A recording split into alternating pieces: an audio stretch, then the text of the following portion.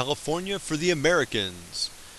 Meanwhile, miners from Mexico, Chile, China, France, and other countries were having their own troubles. As more and more people crowded into the mining camps, some American miners turned angrily against those they saw as unwelcome competition for the scarce gold.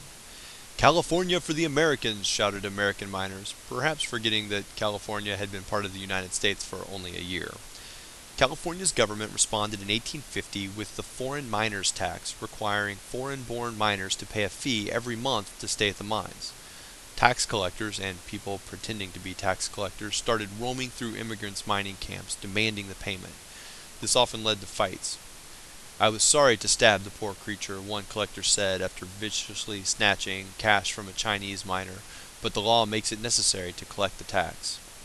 None of this stopped the flow of foreign miners to China. Facing poverty, famine, and war in China, young men excitedly talked of California as Gumshan, or Golden Mountain.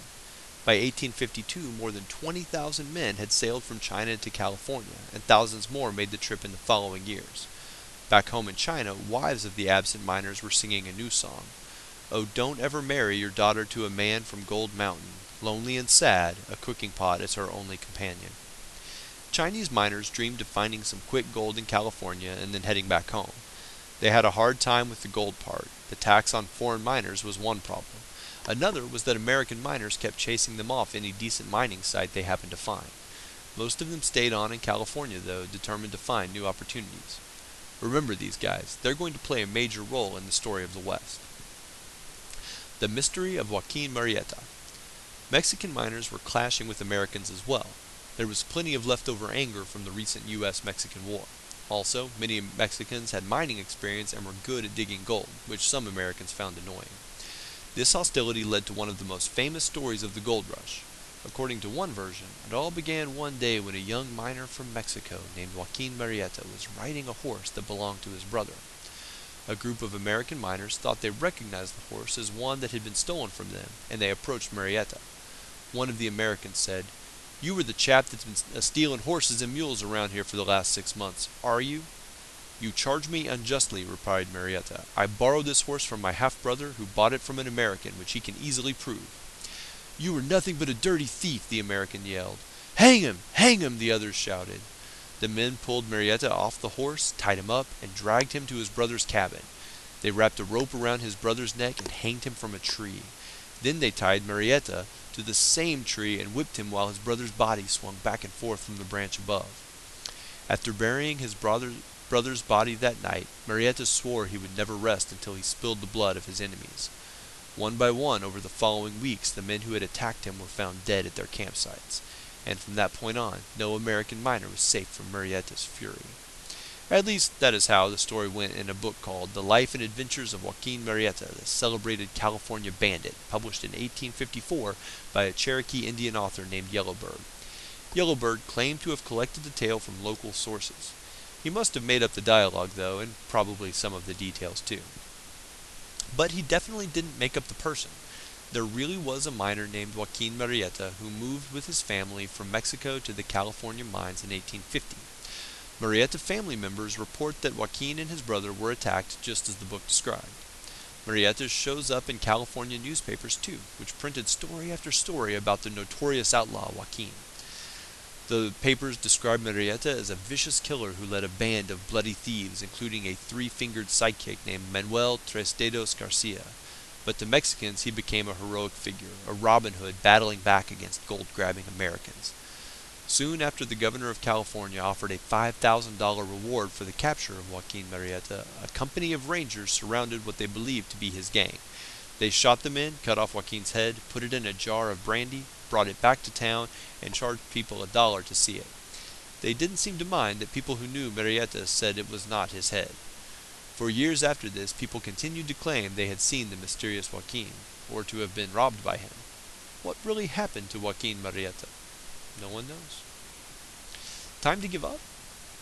Now back to the diggings, where it was getting harder and harder for miners to make a living. Most of the easy-to-find gold had already been found. "I have no pile yet," one miner wrote home, "but you can bet your life I will never come home until I have something more than when I started." Most of the miners felt that way. It was embarrassing to go home empty-handed, but the longer they stayed, the more homesick they got. I feel bad sometimes when I think of home, James Maxfield wrote to his wife in Massachusetts. Then again, come to think of how dull it is at home, I do not want to be there. 4 months later, Maxfield was a changed man. I want to be home, he wrote. I would give anything I have got for the privilege of having a kiss from you. Another miner expressed his loneliness in his diary. Got nearer to a female this evening than I have been for 6 months. Came near fainting. No wives or girlfriends, very little gold to be found, ridiculously expensive food and supplies, backs aching from working bent over, legs swelling from standing in freezing streams. All this was enough to cure most miners of gold fever. Miners expressed their disappointment in new songs like The Lousy Miner, which was often heard in 1850s California. It's 4 long years since I reached this land in search among the rocks and sand, and yet I'm poor when the truth is told. I'm a lousy miner in search of shining gold. There was still plenty of gold out there, but it was stuck in the rocks deep underground, and getting it required expensive equipment. By the mid-1850s, big companies were taking over the gold mining business from individual miners. William Swain was one of thousands of miners who decided it was time to give up.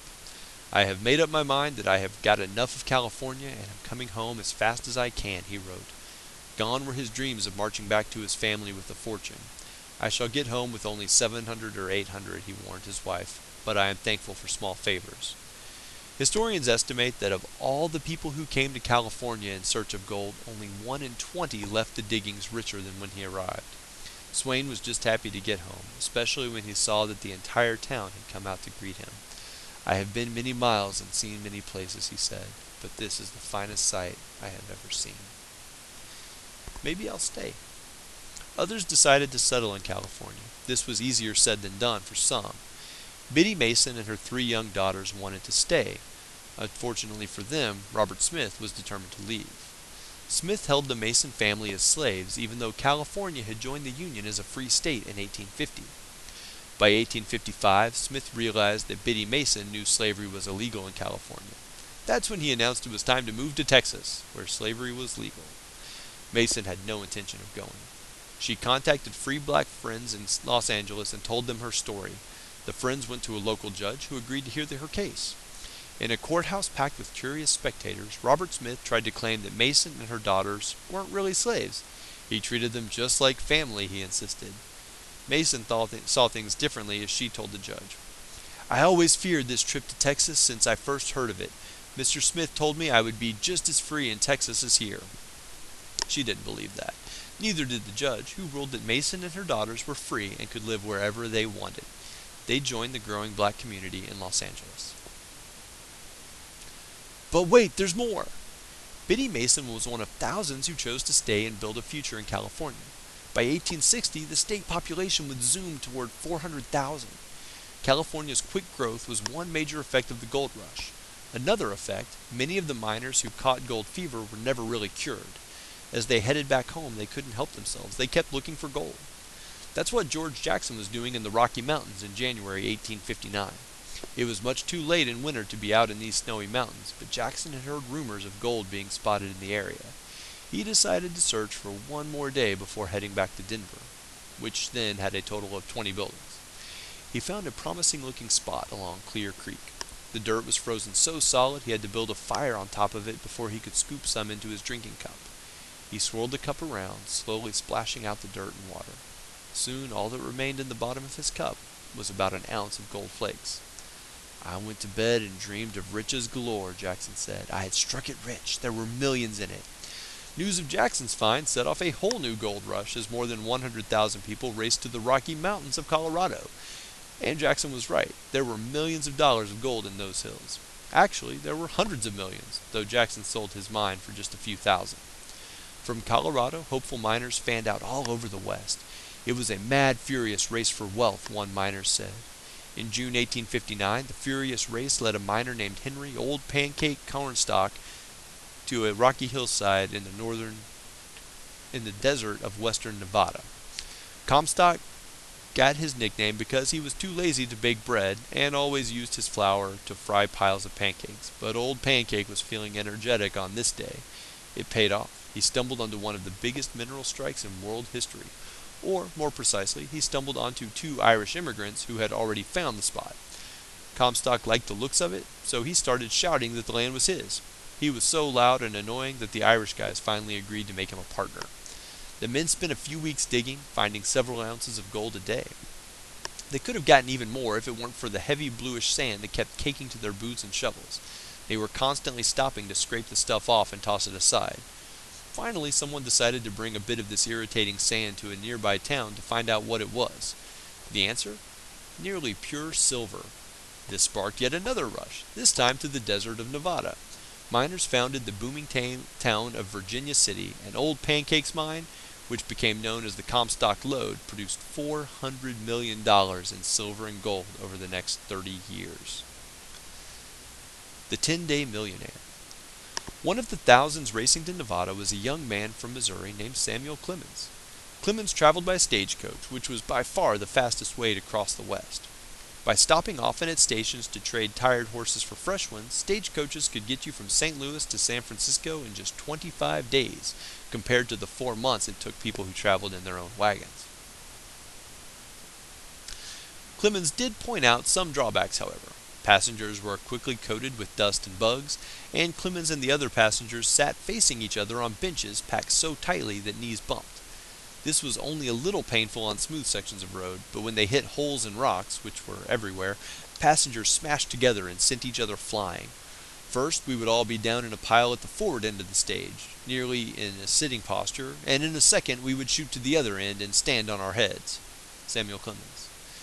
Bags of mail, luggage, loose books, pipes, canteens, even pistols went flying around the car.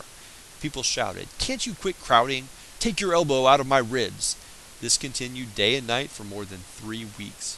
Passengers could get out for only about 20 minutes at a time when the coach stopped at a station to change animals. Clemens survived the journey and immediately started searching for silver and gold. And as he later wrote in his book Roughing It, full of great stories and great exaggerations, he and 2 friends really did find a rich mine. So rich, in fact, that one of the partners was offered $200,000, about $3 million in today's money, for his share, and he refused it. Much too excited to sleep, Clemens and his partner, Calvin Higbee, spent the night dreaming of how to spend their fortunes. Clemens: "Cal, what kind of house are you going to build?" Higbee: "I was thinking about that. 3-story and an attic." Clemens: "But what kind?" Higbee: "Well, I don't hardly know. Brick, I suppose." Clemens: "Brick, bosh." Higbee: "Why? What is your idea?" Clemens: "Brownstone front, French plate glass, billiard room off the dining room, statuary and paintings." Higbee: "By George!" According to the law, the finder of a mine had 10 days to start working at the site. If he didn't do any work in that time, he lost his claim. Higbee had to help on another job for a few days, but he left a note for Clemens: "Don't fail to do the work before the 10 days expire." Clemens never saw the note. The next morning, he heard a friend was very sick and hurried off to help. He left a note for Higbee telling Higbee to start the work without him. The third partner, meanwhile, thought the other 2 were starting the work. When Clemens got back to their cabin 10 days later, he saw Higbee inside, slumped in a chair, looking stunned. "Higbee, what? What is it?" "We're ruined," Higbee said. "We didn't do the work." The 10 days had passed. The land was now open to the public again. Other miners were already digging there. "I was absolutely and unquestionably worth $1 million once, for 10 days, Clemens later said. What next? What to do next, Clemens wondered. Like so many failed miners, he was ashamed to go back home with nothing to show for his efforts. He thought about the jobs he had done since he was 13. "I had once been a grocery clerk for 1 day," he remembered, "but had consumed so much sugar in that time I was relieved from further duty." He had worked in a bookstore, but didn't like it. Customers kept bothering him while he was trying to read. He had been a blacksmith, law student, drugstore clerk, printer, riverboat pilot. The one thing he actually enjoyed was writing funny stories. Since coming west, he had sent some stories to Nevada newspapers. Much to his shock, they printed them. Just as Clemens was thinking this over, he got a letter from a Virginia City paper offering him work as a reporter. He took the job. Just for fun, he started signing his articles with the name Mark Twain. This kind of thing was happening a lot. People kept coming west to search for gold, failing, and deciding to stay anyway. They found new jobs, started new businesses, built new towns. That didn't mean life was easy in the West. One of the Westerners' main complaints was that they felt cut off from the rest of the United States. It took months for mail and news to travel from the east to the west.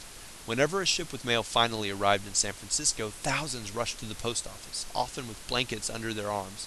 They knew they could be waiting outside for days while post office clerks sorted through the mail. Merchants came along selling coffee and sandwiches. Others earned extra cash by waiting in line until they got close to the post office entrance, then selling their spot to the highest bidder. Things were getting ridiculous. There had to be a faster way to get letters and news across the country. Someone in the government had the idea of importing camels from Saudi Arabia, loading them with mail sacks, and leading them across the deserts of the West. The camels were not pleased. First, the rocky roads ripped up their hooves. Then, mail carriers tried tying leather boots on the camels' feet. Soon after this unfortunate experiment, a group of stagecoach owners introduced a better mail delivery service. They called it Russell, Majors, and Waddell's Central Overland California and Pikes Peak Express Company. Luckily for them, customers came up with a catchier name, the Pony Express.